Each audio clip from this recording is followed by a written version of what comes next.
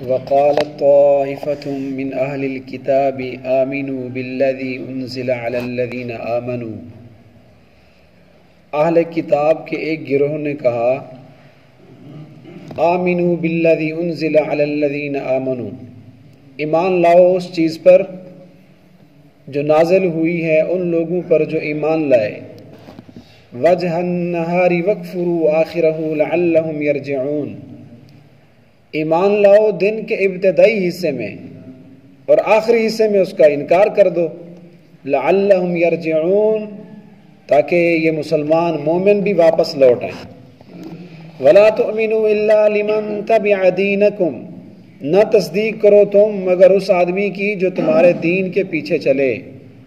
قل ان الہدی ھدی اللہ ان یؤتی احد مثل ما اوتیتم او یحاجوکم عند ربکم، اے نبی آپ ان سے کہہ دیجئے بے شک ہدایت تو وہ اللہ ہی کی ہدایت ہے، یہ کہ دیا جائے کوئی ایک اس کی طرح جیسے تم دیے گئے ہو، او یحاجوکم عند ربکم، یا وہ تمہارے ساتھ جھگڑا کریں گے تمہارے رب کے ہاں۔ قل ان الفضل بید اللہ، اے نبی ان سے کہہ دیجئے کہ بے شک فضیلت عظمت وہ اللہ کے ہاتھ میں ہے، یؤتیہ من یشاء، جس کو اللہ چاہتا ہے فضیلت دے دیتا ہے، واللہ واسع علیم، اور اللہ بڑی وسعت والے ہیں، علم رکھنے والے ہیں، یختص برحمتہ من یشاء، اللہ تعالیٰ خاص کرتا ہے اپنی رحمت کے ساتھ جس کو چاہتا ہے، واللہ ذو الفضل العظیم، اور اللہ بہت بڑے فضل والے ہیں۔ سورۃ آل عمران کی آیت نمبر 72 تا 74 آپ کے سامنے تلاوت کی ہے۔ اہل کتاب کے ایک گروہ نے کہا کہ دن کے ابتدائی حصے میں ایمان لاؤ، شام کو انکار کر دینا۔ ان آیات میں بھی یہودیوں کی ایک سازش جو انہوں نے اسلام کے خلاف ایک گھناؤنی سازش کی تھی اس کا ذکر ہے۔ یہ شروع سے ہی ابتدائی اسلام سے یہودیوں کی سازشوں کا سلسلہ جاری ہے۔ آج کل بھی دشمنان اسلام کافر یہودی مسلسل ہمارے دین کے خلاف سازشیں کر رہے ہیں۔ ان کی کوشش ہے کہ جیسے ہم گمراہ ہیں، راہ راست سے ہٹے ہوئے ہیں، کسی طرح مسلمان بھی ہٹ جائیں، وہ بھی گمراہ ہو جائیں۔ تو خیبر کے چند یہودی تھے، پڑھے لکھے ہوئے چند غنڈے میں اس لیے کہہ رہا ہوں کہ آگے جو انہوں نے بدماشی کی، جو حرکت کی، وہ حرکت ہی ایسی ہے۔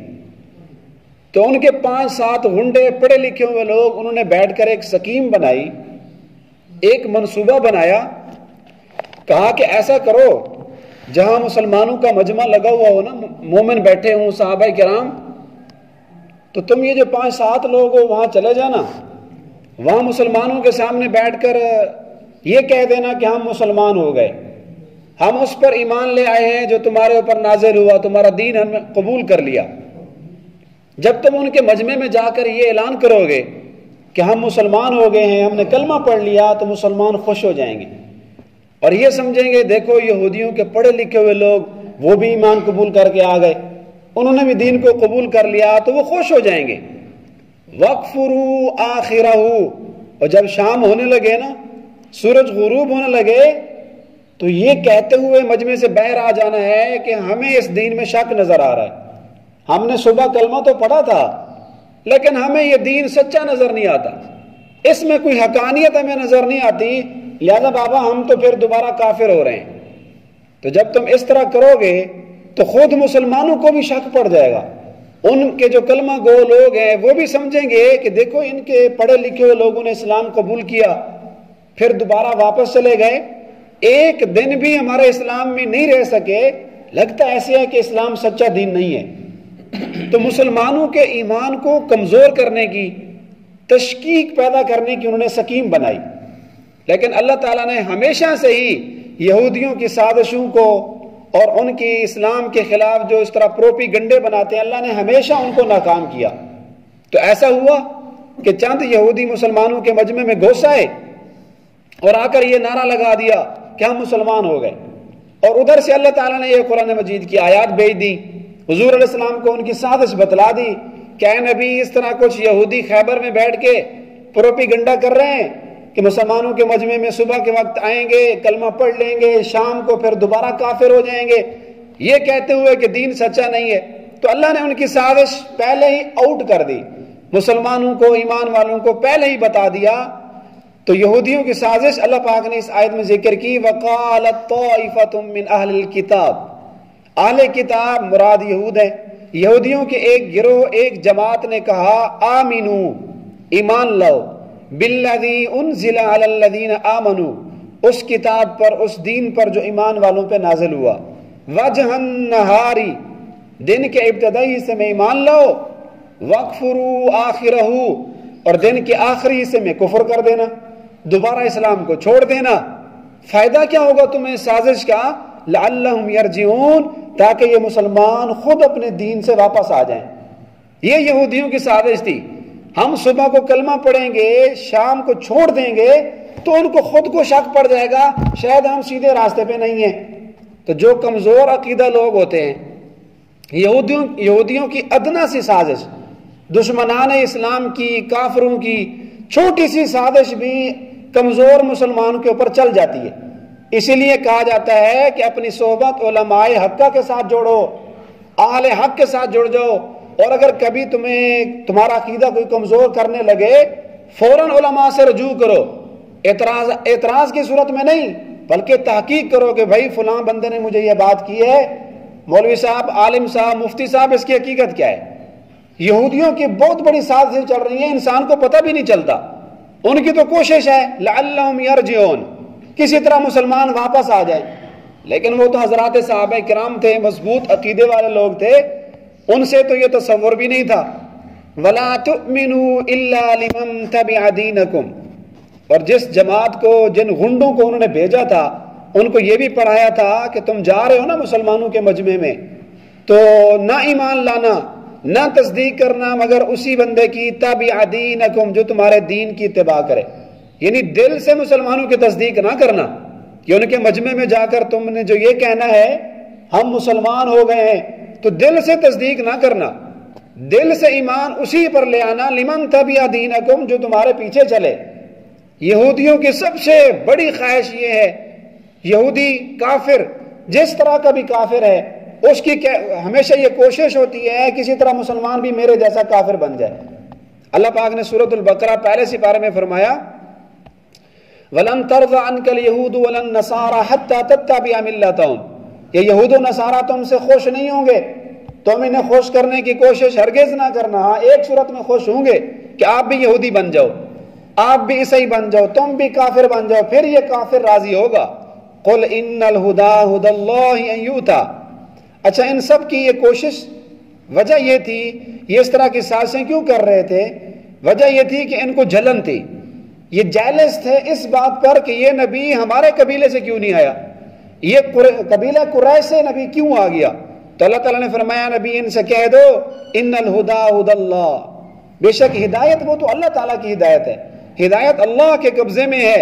ان یؤتی احد مثل ما اوتیتم، کیا تمہیں اس بات سے ضد ہے، کیا اس بات پر تمہیں غصہ و ناراضگی ہے کہ تمہارے علاوہ کسی اور کو وہ چیز دی جائے مثل ما اوتیتم، جو تمہیں دی گئی، یعنی جیسے تمہارے خاندانوں میں پہلے بہت سارے نبی آئے، تو اگر یہ نبوت، یہ رسالت تم سے ہٹ کر کسی اور خاندان کے بندے کو یہ چیز دے دی جائے تو کیا تم اس پہ ناراض ہوتے ہو؟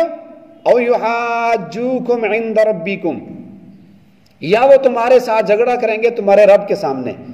یہ جب انہوں نے اپنے غنڈوں کو، بدماشوں کو بھیجا تھا نا، یہ بات بھی کی تھی کہ دل سے تصدیق نہ کرنا، اگر تم نے دل سے تصدیق کر دی تو مسلمان قیامت کے دن رب کے سامنے تمہارے خلاف دلیل پکڑیں گے، مسلمان کہیں گے کہ یا اللہ ان یہودیوں نے، عیسائیوں نے ہمارا کلمہ پڑھا تھا، آخری نبی کو مانا تھا، قرآن کو پڑھا تھا، پھر بھی مکر گئے۔ اس لیے وہ اپنی سازش کر رہے ہیں کہ مسلمانوں کے سامنے جا کر دل سے تصدیق نہ کرنا، ورنہ قیامت کے دن تمہارے خلاف وہ دلیل پکڑیں گے۔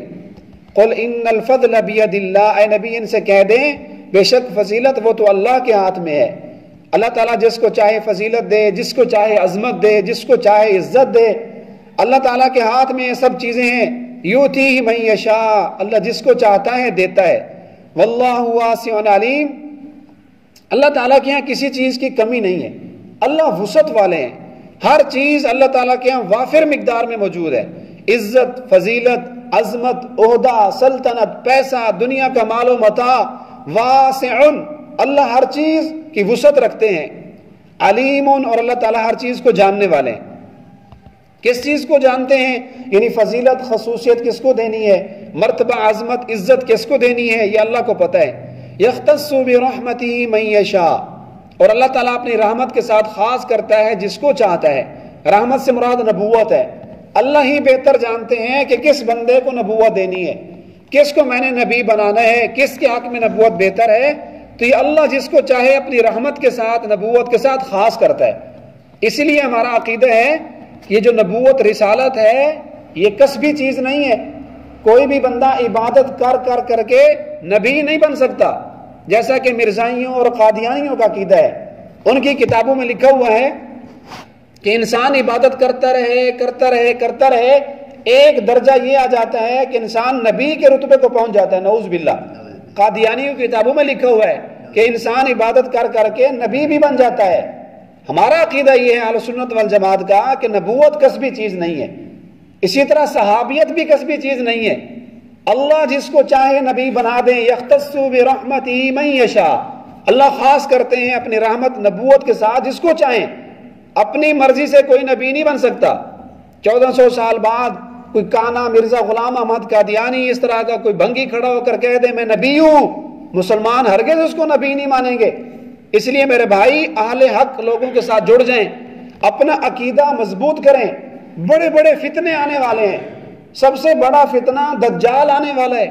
وہ دجال آ کر ایسے ایسے کام کرے گا جو اللہ تعالیٰ کی صفتیں ہیں، الٹے پلٹے کام کرے گا۔ جو کمزور لوگ ہوں گے، جیسا کہ یہودیوں عیسائیوں کی طرح صبح کو مومن شام کو کافر، تو وہ لوگ اس دجال کو بھی خدا مان لیں گے۔ حضور علیہ الصلوۃ والسلام نے ہمیں ایک ہی نشانی دی ہے کہ دجال جتنے بڑے بڑے کرتب کر لے، جو کچھ بھی کر لینا، ایک بات یاد رکھ لینا، دجال ایک آنکھ سے کانا ہے، فَإِنَّ رَبَّكُمْ لَيْسَ بِأَعْوَرٍ، اور تمہارا رب کسی آنکھ سے کانا نہیں ہے۔ اللہ تعالیٰ میں کوئی عیب نہیں ہے، بس یہ بات یاد رکھ لینا، تو تم دجال کو خدا نہیں مانو گے۔ تو اس آیت میں یختص برحمتہ من یشاء میں یہ عقیدہ بھی ہمیں سمجھ میں آیا کہ نبوت کسبی چیز نہیں ہے، صحابیت کسبی چیز نہیں ہے۔ لہذا قادیانی اور مرزائیوں کا یہ دعویٰ کہ عبادت کر کے انسان نبوت کے درجے کو پہنچ جاتا ہے، محض ان کا دجل اور فریب دھوکہ ہے۔ واللہ ذو الفضل العظیم، اللہ تعالیٰ ہی بہت بڑے فضل والے ہیں، بڑی رحمت کرنے والے ہیں۔ جس پر اللہ کا فضل ہو جائے تو وہ آدمی رنگا گیا، اور جس پر اللہ اپنی رحمت، عزت، عظمت جس کو دے دیں، اللہ سے کوئی پوچھنے والا نہیں ہے۔ آج کی اس آیت میں ہمیں عملی پیغام یہ ملتا ہے کہ اب ایمان لاؤ اور پکا ایمان لاؤ۔ ادخلوا فی السلم کافہ، صبح کو مومن شام کو کافر، یہ یہودیوں کا عمل تھا، یہ یہودیوں کی سازش تھی۔ اور دوسرا، ہمیں اس بات پر متنبہ کیا جا رہا ہے دشمنان اسلام کی سازشوں سے باخبر رہو۔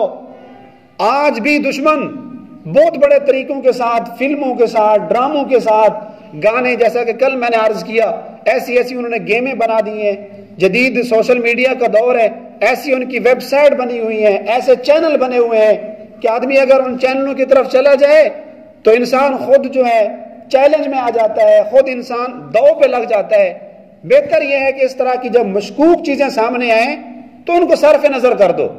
ایسی چیز جو مشکوک ہو، تمہارے عقیدے کو کمزور کر رہی ہو، بہتر یہ ہے کہ اس کو چھوڑ دو، متشابہات میں نہ پڑھو۔ یہ علماء کا کام ہے۔ اگر کوئی اختلافی مسئلہ ہے تو علماء آپس میں بیٹھ کے حل کریں گے۔ عامی آدمی کے لیے، عوام الناس کے لیے یہ ہے کہ وہ عبادات کی طرف رجوع کریں، جو فرائض ان کی ذمہ لگے ہوئے ہیں، واجبات ہیں، 5 وقت کی نماز ہے، بس بنیادی چیزوں پر عمل کریں، اختلافی چیزوں میں نہ پڑیں۔ اگر پڑھیں گے تو پھر یہودیوں کی سازشیں اور ان کے جو پروپیگنڈے ہیں، ایسا نہ ہو کہ کہیں ہم ان کا شکار ہو جائیں۔ اللہ تعالی ہمیں مضبوط عقیدہ اور راسخ الایمان بنائیں۔ وما علینا الا البلاغ۔